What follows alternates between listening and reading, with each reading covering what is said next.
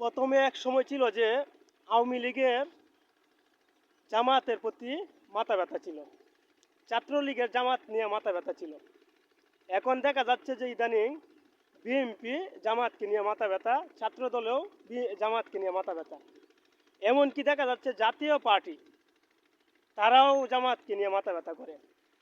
এরপরে এখন দেখা গেল আবার ইসলামী আন্দোলন চরমুনাই তারাও নাকি জামাতকে নিয়ে মাথা ব্যথা। আর তাছাড়া তো আপনার ভারতের রয়াজানরা রয়েছেই। তো আমরা এখন সহজে বুঝতে পারি যে জামাত সঠিক রাস্তায় রয়েছে। দেখবেন আপনি যখন সঠিক রাস্তায় থাকবেন তখন আপনার শত্রুর অভাব হবে না। আর যখন আপনি কারো চামচামি করবেন তখন আপনার আপনজন অনেক থাকবে। তো এটাই বাস্তবতা, এটাই রিয়েলিটি। প্রতিহিংসার রাজনীতি যতদিন না পর্যন্ত বাংলাদেশ থেকে দূর করা যাবে ততদিন পর্যন্ত বাংলাদেশ উন্নত দিকে এগুতে পারবে না। দেখা যায় আওয়ামী লীগ গেলে বিএনপিকে অত্যাচার করে, বিএনপি গেলে আওয়ামী লীগকে অত্যাচার করে নাকি। তো এইগুলা থেকে আমাদেরকে গিভ আপ হতে হবে, মানে বাহির হতে হবে। তাহলে দেখবেন বাংলাদেশের প্রত্যেকটা নাগরিক তার নিজের জীবনের নিশ্চয়তা পাবে। এটুকুই। আরেকদিন একটা ভিডিওতে। আল্লাহ হাফেজ।